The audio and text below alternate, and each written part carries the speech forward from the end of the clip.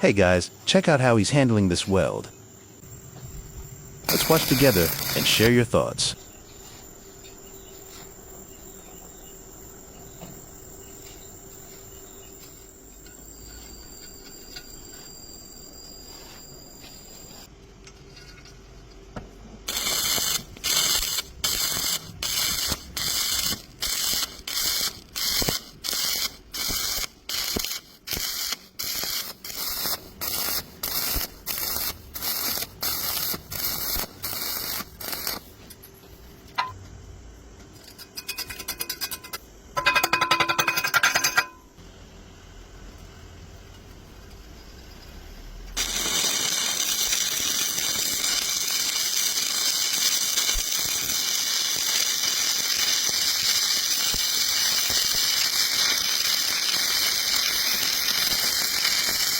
Smooth, precise, and seriously impressive.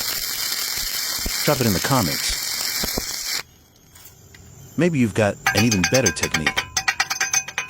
And hey, don't forget to hit that follow and give him a like, so we can all learn more amazing skills like this in the future.